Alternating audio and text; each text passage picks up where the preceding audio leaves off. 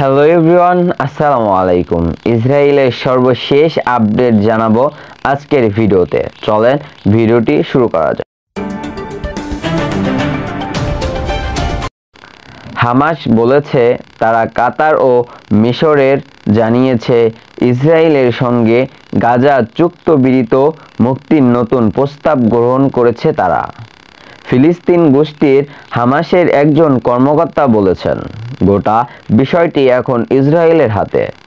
ইসরায়েলের প্রধানমন্ত্রী বিনিয়ামিন নেতানিয়াহু বলেছেন, হামাসের প্রস্তাবটি ইসরায়েলের মৌলিক সত্যগুলো থেকে অনেক দূরে, তবে আলোচনা অব্যাহত থাকবে। এর আগে রাফা শহরের কিছু অংশ খালি করার জন্য ফিলিস্তিনের হস্তক্ষেপ করার পর ইসরায়েল সেখানে বিমান হামলা চালায়।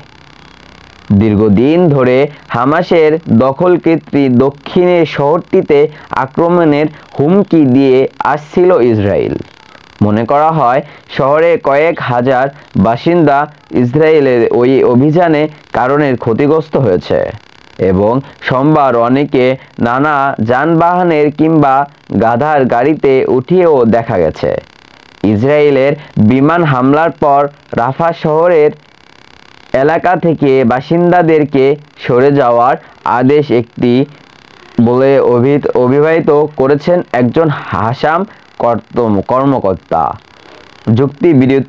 যুক্তির ভিত্তি হচ্ছে যুদ্ধে এক সপ্তাহে বিরত এবং কয়েকজন মুক্তি দেওয়া যারা হামাসের হাতে বন্দী।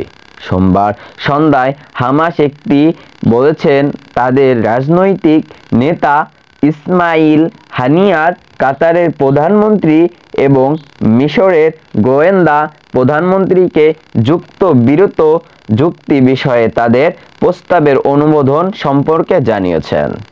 প্রস্তাবের সাথে পরিচিত একজন ষষ্ঠ ফিলিস্তিন কর্মকর্তা বিবিসিকে বলেছেন যে সত্য পূরণ হলে হামাস সারা জীবনের জন্য শত্রুমূলক কার্যকলাপ বন্ধ করতে রাজি হয়েছে। এই ব্যাংকাশনী ইঙ্গিত দেয় যে হামাস তার সমস্ত সংগ্রামের সম্পত্তি কথা ভাবতে পারে, যদি সেখানে এই ব্যাপারে বিস্তারিত আর কিছু বলা হয়নি। এবারের যুদ্ধ বিরতি চুক্তি 2 ধাপের, প্রতিটি ধাপ 42 দিন স্থায়িত থাকবে। প্রথম ধাপে জিম্মি করা নারী ইসরায়েলের যোদ্ধাদের মুক্তি দেওয়া হবে। বিনামূল্যে ইসরায়েলের কারাগারে বন্দী 50 জন ফিলিস্তিনিকে মুক্তি দিতে হবে, যাদের কেউ কেউ যাবজ্জীবন সাজা